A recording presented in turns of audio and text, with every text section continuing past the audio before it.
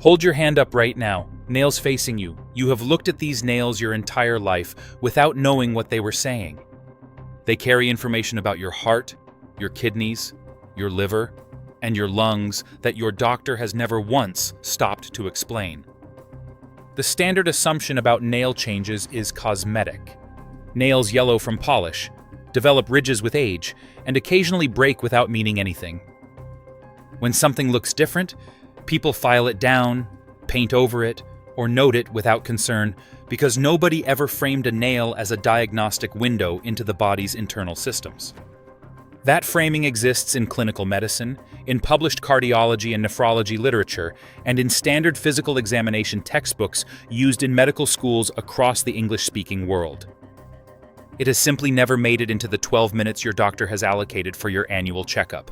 We are covering 4 diseases that leave specific documented nail signatures, and I want you to stay for disease 4. It has the most visible nail sign on this list, the one patients in retrospective studies consistently report having noticed for years without knowing it was clinically significant. By the end of this video, you will know what to look for across all 4 and the exact words to use when you bring a finding to a doctor. Subscribe before we go through the diseases. There is a moment most people over 60 recognize when it is described. You are sitting at a table, at dinner, a family gathering. Someone is talking, and your eyes drift down to your hands in your lap. You notice something about one of the nails that was not there 2 years ago, a change in the color, a ridge that runs differently, a shape at the fingertip that looks subtly different from what you remember. You look for another 2 seconds, file it somewhere in the background of your awareness, and the conversation moves on. You have told yourself it is nothing 3 or 4 times by now. What you have never been told is what it would mean if it were something, because that explanation requires context that a standard appointment does not have time to provide and a cosmetic mindset has trained you to dismiss. Here is the clinical reality. Nail examination is listed as a component of standard physical assessment in clinical examination textbooks used in medical training, including texts that cover cardiology, nephrology, pulmonology, and hepatology separately.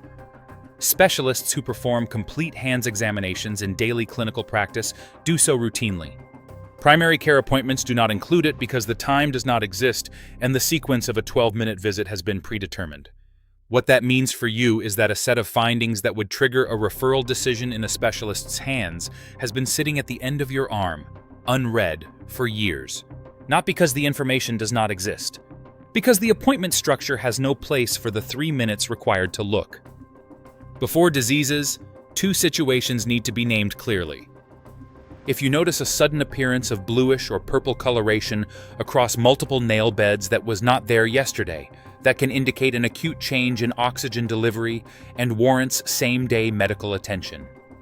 If you see a single dark streak running lengthwise from the base of the nail to the tip, particularly a streak that is darker than the surrounding nail and that you cannot explain by injury, this can be a sign of subungual melanoma and needs to be assessed by a doctor promptly, not at your next scheduled checkup. For every other nail finding described in this video, the appropriate response is a specific, documented observation brought to your next appointment. These are not emergencies for most people. They are signals worth naming out loud rather than filing silently. Before the diseases, 30 seconds on how to examine your nails correctly so that what follows has something to apply to. 3 things matter: color, surface, and shape. For color, use good natural daylight or a bright lamp held close. Bathroom fluorescent lighting flattens color differences that daylight shows clearly. Look at the nail bed, which is the pink area visible under the nail plate, and at the plate itself. For the surface, run the pad of your opposite thumb gently from base to tip across each nail. You are feeling for ridges, depressions, or raised bands that differ from the rest. For shape, look at each fingertip from the side. A healthy nail curves gently following the natural slope of the fingertip, and the angle between the nail and the skin at the base is visible. Take 60 seconds now across all 10 nails with those 3 checkpoints before we go into the diseases. What you are looking for: will make more sense once you have already looked. The first disease that leaves a nail signature is heart disease, and it does so through two distinct findings. The first is splinter hemorrhages. Under good light, scan each nail bed for thin, dark, reddish-brown lines running vertically under the nail surface from somewhere in the middle toward the tip. These are not splinters, and they are not from impact. They are tiny bleeds in the blood vessels directly beneath the nail plate. A small number on a single nail after physical handwork is unremarkable. Multiple unexplained splinter hemorrhages appearing across several different fingers are a documented peripheral sign of infective endocarditis, an infection of the heart valves established in multiple publications, including the BMJ. The key distinction is always whether these can be explained by physical activity or appeared without it. The second heart-connected finding is Terry's nails. Look at the nail bed of your thumbnail in good light. In a healthy nail, the nail bed is predominantly pink with a narrow pale crescent at the very base near the cuticle. In Terry's nails, this reverses. The bed is mostly white or very pale, with only a narrow band of pink, brown, or darker color at the very tip. Research in the Journal of the American Academy of Dermatology identifies heart failure as one of the primary conditions associated with Terry's nails. The mechanism is reduced blood flow through the tiny vessels of the nail bed sustained over time. The second disease is chronic kidney disease, and it produces a nail finding so specific it has its own clinical name. Lindsay's nails, also called half-and-half nails, show a nail bed that is white or pale in the lower half nearest the cuticle and distinctly browner, darker, or more orange-tinted in the upper half toward the tip. The boundary between the two halves is generally clear enough to see without magnification. This finding is documented in the New England Journal of Medicine as a consistent peripheral sign of chronic renal failure. It is worth knowing that Lindsay's nails develop gradually and symmetrically across all 10 nails simultaneously, which is precisely why the person carrying them is usually the last to notice. When you have been looking at your own nails every day, a change that happens across all 10 at once across many months is almost invisible to you in a way it would not be to someone who had not seen your hands in a year. The third disease is liver disease, and the most specific nail sign it produces is one that behaves differently from every other finding on this list. Muerka's nails show two distinct pale whitish bands running horizontally across the nail plate in pairs. These bands are on the plate itself, not the nail bed beneath it, which means they do not change color or disappear when you press the nail. They will move with the nail as it grows. This distinguishes them from Mises lines, which are a different horizontal banding pattern. Muerka's bands were first described in the BMJ in 1956 and are associated with low albumin, a protein produced by the liver that falls when liver function is significantly compromised. They appear in liver disease, severe malnutrition, and nephrotic kidney syndrome. If you see two parallel horizontal pale bands on several nails that are on the plate surface rather than visible through the plate, that is a specific enough finding to name directly to your doctor with the words Muerka's nails and ask for an albumin level alongside your standard panel.